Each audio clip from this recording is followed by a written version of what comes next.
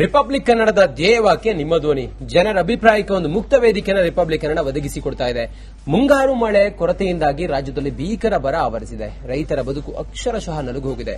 ಇದರ ನಡುವೆ ಅನ್ನದಾತರ ಆಕ್ರೋಶಕ್ಕೆ ಮಣಿದು ರಾಜ್ಯ ಸರ್ಕಾರ 101 ತಾಲೂಕುಗಳನ್ನು ಬರಪೀಡಿತ ಅಂತ ಹೇಳಿ ಘೋಷಿಸಿದೆ. ಹಾಗಾದ್ರೆ ಸರ್ಕಾರ ಬರ ಪರಿಸ್ಥಿತಿಯನ್ನ ಹೇಗೆ ನಿರ್ವಹಿಸುತ್ತೆ? ಬರ ಘೋಷಣೆಯಿಂದ ರೈತರಿಗೆ ಅನುಕೂಲವಾಗುತ್ತಾ? ಈ ಬಗ್ಗೆ ನಿಮ್ಮ ಅಭಿಪ್ರಾಯವನ್ನು ನಮಗೆ ತಿಳಿಸಿ, ಮೆಸೇಜ್ ಮಾಡಿ, ಕಾಲ್ ಮಾಡಿ. ಅದರ ಜೊತೆಗೆ ತಾವು ತಮ್ಮ ಅಭಿಪ್ರಾಯವನ್ನ ಎಕ್ಸ್ ಖಾತೆಯಲ್ಲಿ ಹಂಚಿಕೊಳ್ಳಬಹುದಾಗಿದೆ. ಆಲ್ ರೈಟ್, ಮೈಸೂರಿನಿಂದ ಕೃಷ್ಣಮೂರ್ತಿ ಅವರು ನಮ್ಮ ಫಸ್ಟ್ ಕಾಲರ್. ಕೃಷ್ಣಮೂರ್ತಿ ಅವರೇ ಹೇಳಿ, ಈಗ ಬರಪೀಡಿತ ತಾಲೂಕುಗಳು ಅಂತ ಘೋಷಣೆಯನ್ನ ಮಾಡಿದ್ದಾಯ್ತು, ಕೇವಲ ನಾಮಕಾವಸ್ಥೆ ಮಾಡಿದ್ರ ಅಥವಾ ತಾರತಮ್ಯ ಆಯ್ತು ಅನ್ಸುತ್ತಾ? ಅನೇಕ ತಾಲೂಕುಗಳಲ್ಲಿ ಬರಪೀಡಿತ ತಾಲೂಕು ಅಂತ ಲಿಸ್ಟ್ ಮಾಡಿದ್ರು ಕೂಡ ಅದನ್ನ ಈ ಪಟ್ಟಿಯಲ್ಲಿ ಸೇರಿಸಲಿಲ್ಲ. ಹಾಗಾದ್ರೆ ಸರ್ಕಾರದ ಪ್ಲಾನ್ ಏನು ಮಾಡಬೇಕು, ನಿಮ್ಗೇನ್ ಅನ್ಸುತ್ತೆ? ಮೇಡಮ್, ಇದು ತಾರತಮ್ಯ ಅಂತ ಕಾಣಿಸ್ತದೆ. ಇಡೀ ರಾಜ್ಯವೇ ಸಂಪೂರ್ಣವಾಗಿ ಬರ ಬಂದಿದೆ. ಈಗ ಯಾವ ರೈತರು ಬೆಳೆ ಬೆಳೆದು ಮಾರ್ಕೆಟ್ಗೆ ಏನಾದ್ರು ಸಾಗಾಟ ಮಾಡಿ ಮಾರಾಟ ಮಾಡ್ತಾ ಇದಾರ? ಅಂತದ್ರಲ್ಲಿ ಇವರು 101 ತಾಲೂಕನ್ನ ನಾಮಕಾವಸ್ಥೆಗೆ ಮಾಡೋದ್ರಿಂದ ರೈತರಿಗೆ ಬಹಳ ತುಂಬಾ ತೊಂದರೆ ಆಯ್ತದೆ. ಒಂದು ಆಮೇಲೆ ಇದು ಏನು ಸರ್ಕಾರ ರೈತ ಪ್ರತಿ ಎಕರೆಗೆ 50,000 ರೂಪಾಯಿನ ಪರಿಹಾರ ಕೊಡಬೇಕು. ಇಲ್ಲ ಅಂತಂದ್ರೆ ರೈತರು ಹಾಕಿರ್ತಕ್ಕಂಥ ಬೆಳೆ ಎಲ್ಲ ಸಂಪೂರ್ಣವಾಗಿ ನಾಶವಾಗಿದೆ. ಮತ್ತೆ ಹಾಕಿರ್ತಕ್ಕಂಥ ಬಂಡವಾಳ ಏನಿದೆಯೋ, ಬೀಜ ಬಿತ್ತನೆ ಗೊಬ್ಬರ ಏನಿದೆಯೋ ಅದೆಲ್ಲ ಸಂಪೂರ್ಣವಾಗಿ ನಾಶವಾಗಿದೆ ಮೇಡಮ್. ಅದರಿಂದ ಇಡೀ ರಾಜ್ಯವನ್ನ ಸಂಪೂರ್ಣವಾಗಿ ಬರ ಅಂತ ಡಿಕ್ಲೇರ್ ಮಾಡಬೇಕು. ಇದು ನನ್ನ ಅಭಿಪ್ರಾಯ madam. Okay, all right. Krishnamurthy ಅವರೇ, ಧನ್ಯವಾದ ರಿಪಬ್ಲಿಕ್ ಕನ್ನಡದ ಜೊತೆ ನಿಮ್ಮ ಅಭಿಪ್ರಾಯವನ್ನು ಹಂಚಿಕೊಂಡಿದ್ದಕ್ಕೆ. ಪುನೀತ್ ಅನ್ನೋರು ಕರೆ ಮಾಡಿದ್ದಾರೆ. ಪುನೀತ್ ಅವರೇ ನಮಸ್ಕಾರ. ನಮಸ್ಕಾರ ಸರ್. ಹೇಳಿ ಪುನೀತ್ ಅವರೇ, ಈಗ ಸರ್ಕಾರ ಕೆಲವು ತಾಲೂಕುಗಳನ್ನ ಬರಪೀಡಿತ ಅಂತೇಳಿ ಘೋಷಿಸಿದ್ದಾರೆ. ಆದ್ರೆ ಇನ್ನು ಕೆಲವು ತಾಲೂಕುಗಳಲ್ಲೂ ಕೂಡ ಬರ ಇದೆ. ಅವ್ರು ಏನ್ ಮಾಡಬೇಕು? ಒಂದು 10 ವರ್ಷ ಆಗಿದೆ ಸರ್. ದೊಡ್ಡಬಳ್ಳಾಪುರ ಬಿಜೆಪಿ ಶಾಸಕರಿದ್ದಾರೆ, 10 ವರ್ಷ ಸರ್. ಅದ್ ಯಾವ ಅಧಿಕಾರಿ ಕೊಟ್ಟನ ಗೊತ್ತಿಲ್ಲ. ಬೆಂಗಳೂರು ಗ್ರಾಮಾಂತರ ಜಿಲ್ಲೆ 3 ತಾಲೂಕು ಕೊಟ್ಟೊಂದು ಬರ ಅಂತ, ದೊಡ್ಡಬಳ್ಳಾಪುರ ಮಾತ್ರ ಕೊಟ್ಟಿಲ್ಲ. ಏನ್ ಮಳೆ ಬಂದು ಕೆರೆ ತುಂಬ ಹೋಗಿದೆಯೋ ಗೊತ್ತಿಲ್ಲ. ನಾನು ಲಾಸ್ಟ್ ಟೈಮ್ 2 ವಾರದ ಮುಂಚೆನೆ ಮಾತಾಡಿದ್ದೆ. ಸರಿ, ನಮ್ಮ ಒಂದ್ ನದಿ ಇಲ್ಲ, ಒಂದ್ ಚಲನ್ ಇಲ್ಲ, ಏನಿಲ್ಲ, ಆದ್ರೂ ಬರ ಇಲ್ಲ. ಒಂದೊಂದು ಸತಿ ಸರ್ ಬರ ಘೋಷಣೆ ಮಾಡಿದ ತಕ್ಷಣ ರೈತರಿಗೆ ಏನ್ ಅನುಕೂಲ ಇಲ್ಲ. ಅಧಿಕಾರಿಗಳು ಮಜಾ ಮಾಡ್ಬೋದು ಅಷ್ಟೇ. ಘೋಷಣೆ ಮಾಡೋ ಬರ ದುಡ್ಡಲ್ಲಿ ಮಜಾ ಮಾಡ್ಬೋದು ಅಷ್ಟೇ. ರೈತರಿಗೆ ಏನ್ ಪ್ರಯೋಜನ ಇಲ್ಲ. ಬೆಂಗಳೂರು ಗ್ರಾಮಾಂತರ ಜಿಲ್ಲೆ 3 ತಾಲೂಕು ಕಾಂಗ್ರೆಸ್ ಶಾಸಕರಿದ್ದಾರೆ ಸರ್. 3 ಬರ ಘೋಷಣೆ ಮಾಡೋರೆ. ಬಿಜೆಪಿ ಶಾಸಕರು ಬರ ಇಲ್ಲ. ಯಾವ ಲೆಕ್ಕದಲ್ಲಿ ಅಂತ ಗೊತ್ತಿಲ್ಲ. ಓಕೆ, ಥ್ಯಾಂಕ್ ಯು ನಮ್ ಜೊತೆ ತಾವು ಮಾತಾಡಿದಕ್ಕೆ.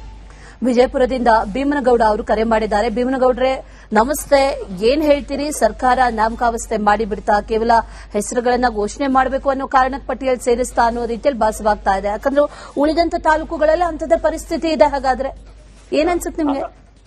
ಮೇಡಮ್, ನನ್ನ ಅಭಿಪ್ರಾಯದಲ್ಲಿ ಈಗ ಸರ್ಕಾರ ಬರ ಘೋಷಣೆ ಮಾಡಿರೋದು ಒಂದ್ ಕಡೆ ಇರ್ಲಿ, ಇಲ್ಲಿ ಕೇಂದ್ರ ಸರ್ಕಾರ ತುಂಬಾ ತಾರತಮ್ಯವನ್ನು ಮಾಡ್ತಾ ಇದೆ ಕರ್ನಾಟಕದ ಬಗ್ಗೆ. ನಿಮಗೂ ಗೊತ್ತು. ಈ ಸಮಸ್ಯೆಗೆ ಪರಿಹಾರ ಸಿಗ್ಬೇಕಾಗಿದೆ. ಯಾಕಂತಂದ್ರೆ ಸುಮಾರು ವರ್ಷಗಳಿಂದ ನಾವು ಕಾಂಗ್ರೆಸ್ ಗೌರ್ಮೆಂಟ್ ಇಂದ ಬಂದಿಂದ ನೋಡ್ತಾ ಇದ್ದೀವಿ. ಮೋದಿಜಿ ಅವರು ಕರ್ನಾಟಕಕ್ಕೆ ಯಾಕೆ ಒಂದು ತಾರತಮ್ಯ ಮಾಡ್ತಾರೆ? 20ಕ್ಕಿಂತ ಹೆಚ್ಚು ಸಂಸದರು ಇದ್ದಾರೆ. ಈ ಸಂಸದರೆಲ್ಲ ಮಾತಾಡ್ಬೇಕು ತಾನೆ. ಈಗ ಅಲ್ಲಿಂದ ಬರ್ಬೇಕಾಗಿರ್ತಕ್ಕಂತ BSP ಹಣ ಬಂದಿಲ್ಲ. ಈಗ ಬರದ ಬಗ್ಗೆ ನಾವು ಏನ್ ಕೊಡ್ತಾರೆ ಅನ್ನೋ ವಿಶ್ವಾಸನೆ ಜನತೆಗೆ ಹೋಗ್ತಾ ಇದೆ. ಹೀಗಾಗಿ ಇದ್ರ ಬಗ್ಗೆ ಕೂಡ ಸ್ವಲ್ಪ ತಿಳಿಸಿ ಕೇಂದ್ರದ ಸರ್ಕಾರದ ಜೊತೆ ಮಾತಾಡಿ ರೈತರಿಗೆ ಅನುಕೂಲ ಆಗುವ ರೀತಿ ಕ್ರಮ ಮಾಡಬೇಕಂತ ನನ್ನ ಅಭಿಪ್ರಾಯ. ನಿಜ ನಿಜ ನಿಜ. ಆಲ್ ರೈಟ್, ಭೀಮನಗೌಡ್ರೆ ಧನ್ಯವಾದ ರಿಪಬ್ಲಿಕ್ ಕನ್ನಡ ಜೊತೆ ಮಾತಾಡಿದಕ್ಕೆ. ವೇದರಥನ್ ಅವರು ಕಲಬುರಗಿಯಿಂದ ಕರೆ ಮಾಡಿದ್ದಾರೆ. ನಮಸ್ಕಾರ ವೇದರಥ್ ಅವರೇ. ಸರ್ ನಮಸ್ಕಾರ ಸರ್. ನಮಸ್ಕಾರ.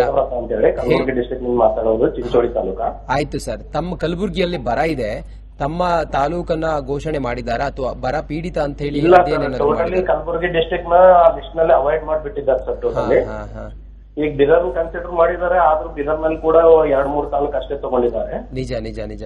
ಈಗ ಈ ಅವೈಜ್ಞಾನಿಕವಾದಂತಹ ಮಾನ್ಯ ಸಚಿವ ಶ್ಯಾಮ್ ಪ್ರಕಾಶ್ ಪಾಟೀಲ್ ಸರ್ ಇದ್ದಾರೆ, ಎಲ್ಲರೂ ಇದ್ದಾರೆ. ಆದ್ರೂ ಕೂಡ ಯಾವ ರೀತಿ ಅವರು ಇದನ್ನು ಪರಿಗಣನೆ ಮಾಡಿದ್ರು ಅನ್ನೋದು ಗೊತ್ತಾಗ್ತಾ ಇಲ್ಲ.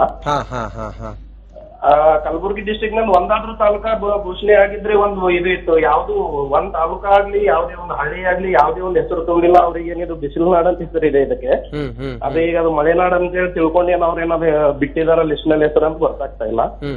ಬಹಳಷ್ಟು ರೈತರು ಎಲ್ಲಾ ನ್ಯಾಷನಲೈಸ್ಡ್ ಬ್ಯಾಂಕ್ ಮತ್ತೆ ಸಹಕಾರಿ ಬ್ಯಾಂಕ್ ಗಳೆಲ್ಲ ಲೋನ್ ತಗೊಂಡು 2-3 ಸಲ ಅವರು ಬಿತ್ತನೆ ಮಾಡಿ ಮತ್ತೆ ಅದನ್ನ ಹದರಿ ಮತ್ತೆ ಬಿತ್ತನೆ ಮಾಡಿದ್ದಾರೆ.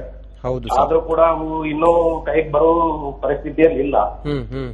ಯಾವುದೇ ಒಂದ್ ಡ್ಯಾಮ್ಗಳಾಗ್ಲಿ ಅವು ನೀರು ಕಾಲುವೆಗಳು ಎಲ್ಲ ಸರಿಯಾಗಿ ಸಪ್ಲೈ ಇಲ್ಲ, water supply. Correct sir, correct. ಹಾಗಾಗಿ ಎಲ್ಲ ಬೆಳೆಗಳು ಒಣಗ್ತಾ ಇವೆ. ಮೋಡ ಬಿತ್ತನೆ ಕಾರ್ಯಕ್ರಮನೂ ಕೈಗೊಂಡಿಲ್ಲ, ಏನೂ ಮಾಡಿಲ್ಲ. ನಿಜ ನಿಜ. ಇನ್ನು ಅವರು ಯಾವ ಲೆಕ್ಕದಲ್ಲಿ ಅವರು ಪರಿಗಣನೆ ತಗೊಂಡು ಯಾವ ಆಧಾರದ ಮೇಲೆ ಅವ್ರ ಲಿಸ್ಟ್ ರೆಡಿ ಮಾಡಿದಾರೆ ಗೊತ್ತಾಗ್ತಾ ಇಲ್ಲ ಸರ್. ಹಾಗಾಗಿ ಗುಲ್ಬರ್ಗ ಡಿಸ್ಟ್ರಿಕ್ಟ್ ನಲ್ಲಿ ಬಹಳ ತೊಂದರೆ ಇದೆ. ಇಲ್ಲಿನ ರೈತರ ಸಮಸ್ಯೆಗಳನ್ನು ನೋಡ್ಕೊಂಡು ಅವರು ಇದನ್ನು ಕೂಡ ಲಿಸ್ಟ್ ನಲ್ಲಿ ಸೇರಿಸ್ಕೊಂಡು ಇಲ್ಲಿನ ರೈತರಿಗೆ ಅನುಕೂಲ ಮಾಡ್ಕೊಡ್ಬೇಕಂತ ಹೇಳಿ ವಿನಂತಿಸ್ಕೊಳ್ತೀನಿ ಸರ್.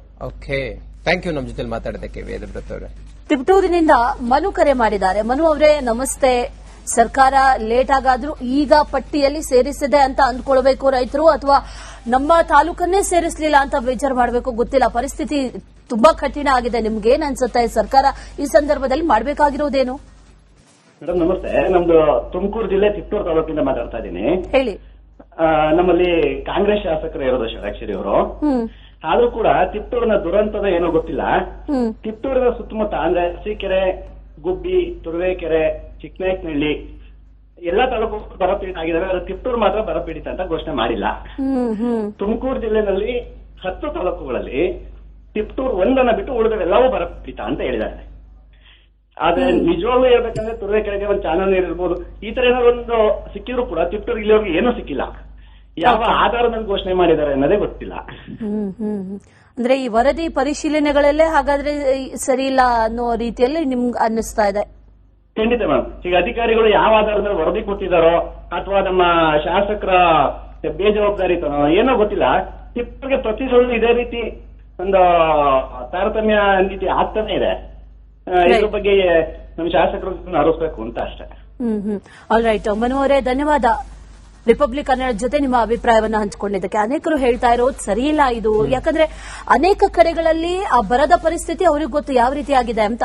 ಅಧಿಕಾರಿಗಳು ಬಂದ ನಂತರದಲ್ಲಿ ಪರಿಶೀಲನೆಯನ್ನ ಮಾಡಿದ್ರು, ಈ ಗ್ರೌಂಡ್ ಟ್ರೂತಿಂಗ್ ಅಂತ ಮಾಡಿದ್ರು. ಯಾಕಂದ್ರೆ ಎಷ್ಟು ದಿನಗಳಿಂದ ಈ 3 ವಾರಗಳ ಕಾಲ ಮಳೆ ಬಂದಿಲ್ಲ, ಅಥವಾ ಈ ಮಣ್ಣಿನ ಫಲವತ್ತತೆ ಯಾವ ರೀತಿ ಆಗಿದೆ, ಆ ತೇವಾಂಶ ಎಷ್ಟಿದೆ, ಇದೆಲ್ಲವನ್ನು ಕೂಡ ಆಧರಿಸಿ ವರದಿಯನ್ನ ಕೊಟ್ರು. ಆದ್ರೆ ವರದಿ ಕೊಟ್ಟಿದ್ದು ಯಾವಾಗ? ಜೂನ್ ಜುಲೈಯಲ್ಲಿ ನಡೆದಿದ್ದು. ಆ ನಂತರದಲ್ಲಿ 3-4 ವಾರಗಳ ಕಾಲ ಮಳೆನೇ ಆಗಿಲ್ಲ. ಮತ್ತೆ ಬರದ ಛಾಯೆ ಜಾಸ್ತಿ ಆಗಿದೆ. ಹಾಗಾಗಿ ಈಗ ಇಂಥ ಪರಿಸ್ಥಿತಿ